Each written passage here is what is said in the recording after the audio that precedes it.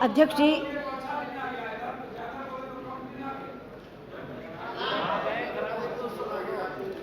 आपकी अध्यक्षता में आज इस सदन में अपनी बात रखते हुए मैं स्वयं को गौरवान्वित महसूस कर रही हूँ। अध्यक्ष जी, राष्ट्रपति जी को भेजा जाने वाला धन्यवाद प्रस्ताव जो कल श्री राजीव प्रताप रूड़ी ने इस सदन में प्रस्तुत किया था, मैं उसका समर्थन करने के लिए खड़ी हुई। अध्यक्ष जी, आप जानती हैं कि हमारी संसद की ये परंपरा है कि जब कभी नव वर्ष का पहला सत्र होता है या जब लोकसभा चुनाव के बाद नई सरकार का गठन होता है तो उसके बाद के पहले सत्र को राष्ट्रपति संबोधित करते हैं। आप स्वयं 8वीं बार की सांसद हैं, आडवाणी जी बहुत वरिष्ठ सांसद यहाँ बैठे हैं, और भी अन्य ऐसे अनेक सांसद हैं जिन्होंने इस तरह के अभिभाषणों को अनेक बार सुना है, पढ़ा है और उस पर चर्चा भी की है। लेकिन आज मैं ये कहना चाहूँगी कि इस राष्ट्रपति अभिभाषण की आभा निराली है। कुछ लोग पूछ सकते हैं कि आप इसे निराला कैसे कहती हैं।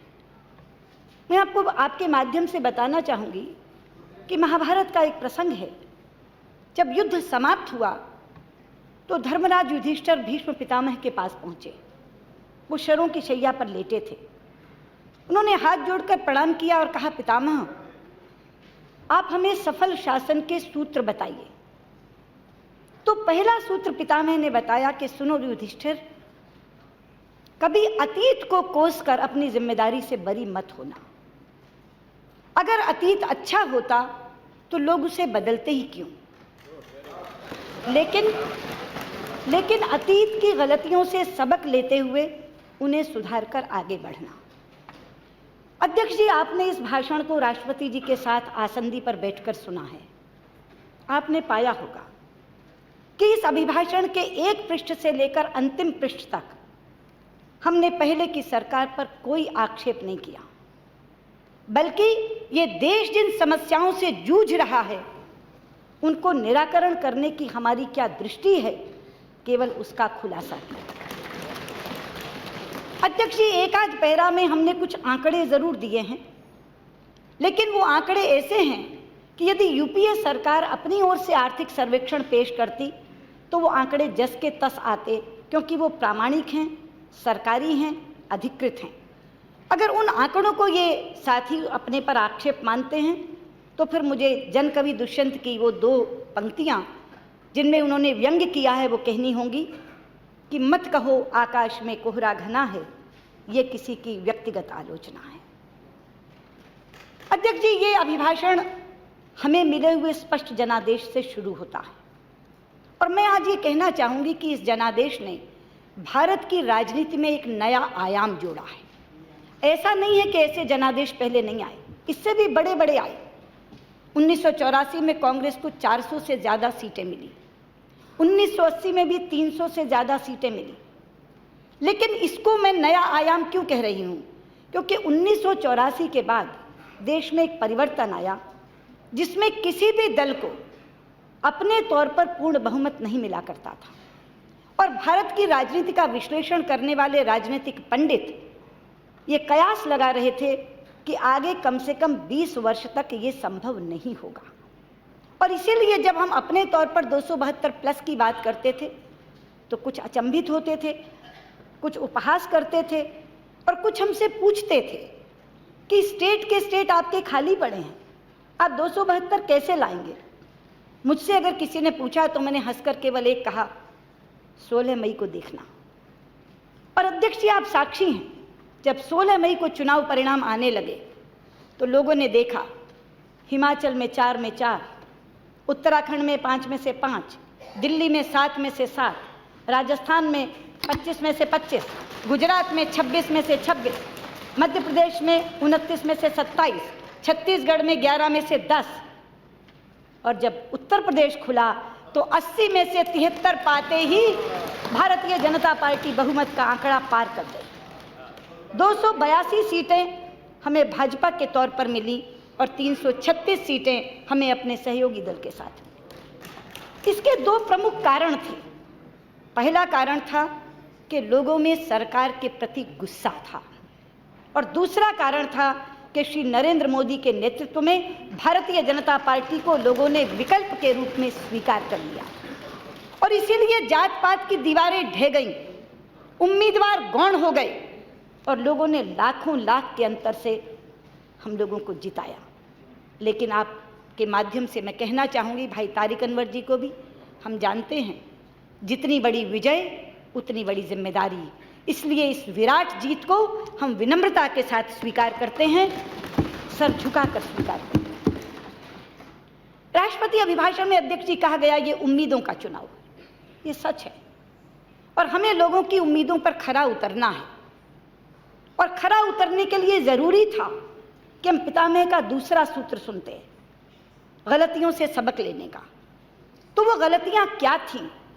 इसके लिए हमने उन कारणों की पहचान की जिसके कारण इस देश में जन आक्रोश उमड़ा था।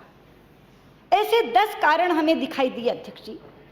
पहला कारण था महंगाई की मार, दूसरा कारण था घोर भ्रष्टाचार, तीसरा कारण था घोटालों की भरमार, चौथा कारण था किसानों का हाहाकार, पांचवा कारण था बंद कारोबार, छठा कारण था मंद व्यापार, सातवां कारण था युवा बेरोजगार, आठवां कारण था किसानों से महिलाओं से दुराचार और नौवां कारण था संस्थाओं से दुर्व्यवहार और 10वां कारण था अध्यक्ष जी सैनिकों के साथ सीमा पर अत्याचार।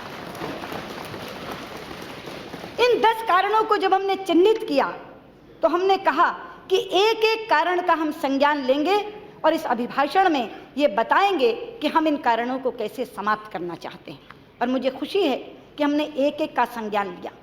महंगाई की मार का संज्ञान हमने लिया अभिभाषण के पैरा 8 में और हमने 2 बातें कही। पहला, खाद्य पदार्थों की कीमतों को बढ़ने से रोकना मेरी सरकार की सर्वोच्च प्राथमिकता होगी और दूसरा, मेरी सरकार जमाखोरी और कालाबाजारी को रोकने के लिए प्रभावी कदम उठाएगी। यानी अपनी प्राथमिकता तय करते समय उस आम आदमी और उस आम औरत को जिसकी रसोई पर मार पड़ती थी, हमने अपनी प्राथमिकताओं में सबसे ऊपर रखा और उसको खत्म करने के उपाय के रूप में कालाबाजारी और जमाखोरी दोनों को रोकने के प्रभावी कदम का जिक्र किया। दूसरा कारण मैंने बताया घोर भ्रष्टाचार। पैरा 23 में हमने उसका जिक्र किया। मेरी सरकार देश को भ्रष्टाचार और काले धन जैसी बुराई से छुटकारा दिलाने के लिए कृत संकल्प है। इस दिशा में पहले कदम के रूप में विदेशों में जमा काले धन का पता लगाने के लिए सरकार ने विशेष जांच दल का गठन कर दिया है। विदेशी सरकारों के साथ सक्रिय रूप से कार्य करते हुए इस पर ठोस कार्रवाई की जाएगी। यानी भ्रष्टाचार को समाप्त करने का संकल्प भी दिखाया और जो काम किया है उसका उल्लेख भी किया। तीसरा, मैंने कहा था घोटालों की भरमार, उसका संज्ञान हमने पैरा 21 में दिया। मेरी सरकार एक साफ सुथरा और कुशल प्रशासन प्रदान करने के लिए कृत संकल्प है। सरकार पारदर्शी प्रणाली कायम करने और सरकारी सेवाएं समय पर मुहैया कराने पर बल देगी। आप जानती हैं अध्यक्ष जी, अगर कार्यप्रणाली पारदर्शी हो जाए, ई टेंडरिंग हो रही है, ई गवर्नेंस हो रही है, सब कुछ ऑनलाइन पड़ा है, तो घोटालों की गुंजाइश ही नहीं रहती। इसलिए हमने अपना संकल्प दोहराया कि हम साफ सुथरा प्रशासन देंगे और प्रणाली को पारदर्शी बनाएंगे। चौथी बात मैंने कही थी किसानों का हाहाकार, वो हमने पैरा 10 में उसका संज्ञान लिया। कृषि हमारी अधिकांश जनता की आजीविका का स्रोत है। पिछले कुछ समय में हमारे किसान बहुत ही विषम परिस्थिति में हैं और हताशा के कारण कुछ तो आत्महत्या करने के लिए मजबूर हो गए। मेरी सरकार इस दुर्भाग्यपूर्ण हालात को पूरी तरह बदलने के लिए प्रतिबद्ध है। वैज्ञानिक तरीके और कृषि प्रौद्योगिकी अपनाकर खेती को लाभकारी उद्यम में बदलने के लिए उपाय किए जाएंगे। अध्यक्ष जी, आप जानती हैं, अपने यहाँ कहा जाता था उद्यम खेती मध्यम बाण। जितने भी पेशे हैं उनमें सबसे ऊपर खेती को माना जाता था, लेकिन आज हालत ये गई कि खेती लाभ का धंधा रही नहीं। लोग खेती से पलायन कर रहे हैं।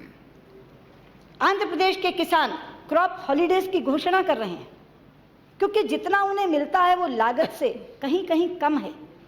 इसलिए ये बहुत ज़्यादा ज़रूरी है कि इन आत्महत्याओं को रोकने के लिए, खेती को लाभ का उद्यम बनाने के लिए हम कुछ करें।